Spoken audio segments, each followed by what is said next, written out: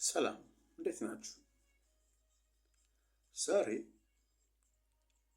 ጸጸት አልባ ህይወት እንዴት መገንባት እንደሚቻል እናወራለን። ስጦታዎቻችን ስንኖር ስኬታማ እንሆናለን። የምኖረው ወዳጆቿ እንደ አፕል ብትገመጥ የማትጠገብ ከተማ በሚሏት ኒውዮርክ መሃል እምብርት ላይ ነው። ከተማዋ 24 ሰዓት አትተኛም። ፈጽሞ እረፍት የላትም። ኒውዮርክ የሁሉም አሜሪካዊ ህልም ናት። ከስራዬ ጸባይ የተነሳ በርካታ ሰዎችን አገኛለሁ፣ አናግራለሁ። በሚያስደንቅ ሁኔታ አብዛኛው ሰው ሚድል ኤጅ ክራይሲስ ወይም የማዕከላዊ ዕድሜ ላይ የሚያጋጥም ጸጸት ህመም ተጠቂ ነው።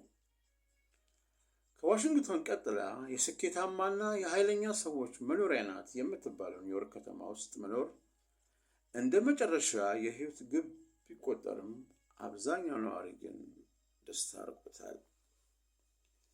የእድሜያችሁን አጋማሽ ላልተፈጠራችሁበት እናንተን አጥታችሁ ስትገብሩ ኖራችሁ በድንገት በአጋጣሚና ፈጽሞ ባልጠበቃችሁት ቅጽበት ከውስጣችሁ ከመክሊታችሁና አምላክ እናንተን ሲፈጥር ከራሳችሁ አልፋችሁ ለሌሎች ብርሃን ትሆኑ ዘንድ ከሰጣችሁ ጸጋችሁ ጋር ስትገናኙ የሚሰማችሁን ልብ የሚያጠፋ ደስታ፣ ወዲያው ደግሞ ይህንን ውብና ዘላለማዊ ስሜት አጣጥማችሁ ሳትጨርሱ ጊዜው አልፏችሁ እንደሄደ ትዝ ሲላችሁ የሚፈጠረውን ጥልቅ ጸጸት ማሰብ እንኳ ይከብዳል። በአንድም ሆነ በሌላ መንገድ አብዛኞቻችን የምንኖረው በምርጫችን ሳይሆን በአጋጣሚ ነው። ሌሎች ሰዎች ማለትም ወላጆቻችን፣ አሳዳጊዎቻችን፣ መምህራኖቻችን የመረጡልንን ትምህርት እንማራለን። በአጋጣሚ ስራ እንይዛለን። በሌላ አጋጣሚ ደግሞ ትዳር መስርተን ኑሮ በሚባለው መቆሚያው በማይታወቅ ባቡር ውስጥ እንሳፈርና ሌሎች እኛ ላይ እንዳደረጉት እኛም ሌሎች ላይ ለመፈጸም ጉዞውን እንቀጥላለን። የዘመናት እንቆቅልሽ፣ የዘመናት ህመም። የማዕከላዊ ዕድሜ ጸጸት ወይም ሚድል ኤጅ ክራይሲስ አሁን ደስታና ሰላም ለራቀው ህይወት መንስኤ እየሆነ ነው። ሰዎች ለውጥ በሌለው አታካች፣ አሰልቺና አድካሚ የኑሮ ዘይቤ እየተሰቃዩ ነው። አስቡት እስኪ ግማሽ ክፍለ ዘመን ራሳችሁን ሳታውቁ በጥልቅ እንቅልፍ ውስጥ ኖራችሁ ድንገት ስትባንኑ፣ እናንተ ባላችሁበት ስትረግጡ፣ ሌሎች ደግሞ ሩቅ ርቀት ተግዘው እየዞሩ እያዩአችሁ አንገታቸውን በሐዘኔታ ሲወዘውዙላችሁ የሚሰማችሁን ቅስም ሰባሪ ስሜት በ2020 የዩኤስኤ ማዕከላዊ ስታቲስቲክስ ቢሮ ባወጣው ሪፖርት በአሜሪካ ራሳቸውን ካጠፉ ሰዎች መካከል 23% የሚድል ኤጅ ክራይሲስ ተጠቂ እንደነበሩ ገልጸዋል። ነገሮችን ቶሎ እንደመልመድ ሰውን የሚጎዳ ነገር የለም። ሰዎች በሆነ አጋጣሚ የተፈጠረባቸውን ክስተት በቀላሉ ይለምዱትና በውስጡ ጠልቀው ይገባሉ። የልማድ ክፋቱ ሲገቡበት ቀላል፣ ለመውጣት ግን እጅግ አስቸጋሪ መሆኑ ነው። ፍትህ፣ እኩልነት፣ ነፃነት፣ ሰብአዊነትና የሰው ልጆች ልዕልና በተለየ የሚያሳስበው ሰው ዳኛ፣ ጠበቃ ወይም የህግ ሰው ሆኖ ማገልገል ተፈጥሮ ሆኖ ሳለ ሐኪም ወይም ነጋዴ ከሆነ ትልቅ ኪሳራና ብክነት ነው። ምንም እንኳ በሕክምናውና በንግዱ በተቻለው መጠን ጥሩ ለመሆን ቢሞክርም ስጦታው ስላልሆነ ተገልጋዩም ሆነ እሱ ሙሉ ደስታ አያገኙም። ይህችን አጭር ግን ደግሞ አጓጊ የሆነችን ህይወት በተቻለን መጠን ከጸጸት በመራቅ አስደሳች እንድትሆን ለማድረግ የሚከተሉት ነጥቦች ጠቃሚ ናቸው።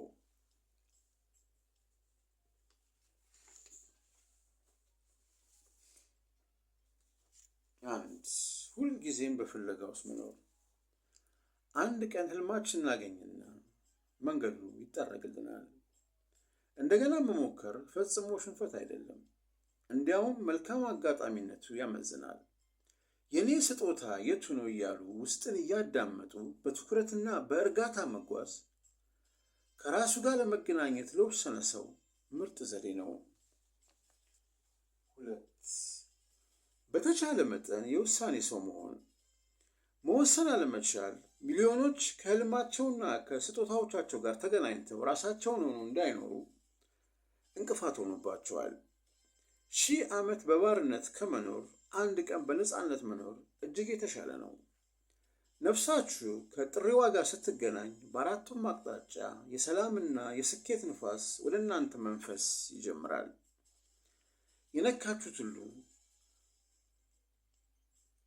የነካችሁት ሁሉ ወርቅ፣ ያሰባችሁት ሁሉ ፍሬያማ ይሆናል። ከራሳችሁ ጋር እርቅ ስታወርዱና ልባችሁን መከተል ስትጀምሩ ከዚህ በፊት ያልታያችሁ መንገዶች ይገለጡላችኋል። ይህ ስሜት ሲሰማችሁ መወሰን የሚገባችሁ ጊዜ ላይ ደርሳችኋል ማለት ነው። 3. ከጨለምተኛ ሰዎች መራቅ አለባችሁ። ከተለመደውና ከአዘቦቱ የኑሮና የአስተሳሰብ ዘይቤ ለመውጣትና አዲሱን ማንነታችሁን ለመቀበል በምትሞክሩበት ጊዜ በመጀመሪያ መሰናክል የሚሆንባችሁ በዙሪያችሁ የሚገኙ የኔ የምትሏቸው የእናንተን ደካማና ጠንካራ ጎን የሚያውቁ ሰዎች ናቸው።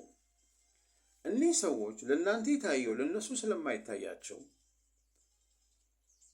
በማወቅም ሆነ ባለማወቅ እናንተን ለመጠበቅ በተለመደውና ውጤቱ በሚታወቀው መንገድ እንድትሄዱ ተጨባጭና አሳማኝ መረጃዎችን በአስገራሚ ብቃት ያቀርቡላችኋል። ራዕይና ህልም የግል እንጂ የማህበር ሊሆን አይችልም።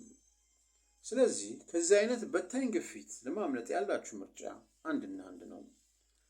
በፍጹም መዳረሻችሁን ለማሳየት በመሟሟት ጊዜያችሁን ማባከን የለባችሁም። ማድረግ ያለባችሁ አንድ ነገር በሙሉ ኃይላችሁ፣ በሙሉ ልባችሁ፣ በሙሉ ፈቃዳችሁ ህልማችሁን መከተል ብቻ ነው። እያደግን ወይስ እየወደቅን የሚለው ጉዳይ ልዩነት ካልፈጠረ በስተቀር ለውጥ የማይቀር የህይወት እውነታ ነው። ይህንን ግልጽ ህግ የሚጻረርና ለለውጥ ያለመንበርከክ ትግል እዚህም እዚያም ይታያል። ወደ ህልማችሁና ስጦታዎቻችሁ መጓዝ ስትጀምሩ ወደ ትልቅና ለብዙዎች መትረፍ ወደምትችሉበት ከፍታ እየወጣችሁ ስለሆነ ስበቱንና ፍትጊያውን ለመቋቋም መዘጋጀት አለባችሁ።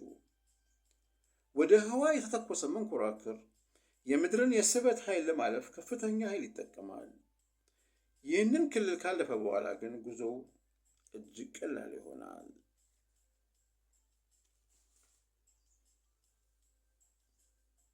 የቪዲዮ ሀሳብ እንደተመቻችሁ በመተማመን ሼር፣ ላይክ እና ሰብስክራይብ በማድረግ ቤተሰብ እንድትሆኑ በፍቅር እንጋብዛችኋለን። በተጨማሪም የዚህ ቪዲዮ ሀሳብ ለአንድ ለምታውቁ ሰው ሊጠቅም ይችላልና ሼር አድርጉለት። መልካም ጊዜ ይሆንላችሁ። ቻው።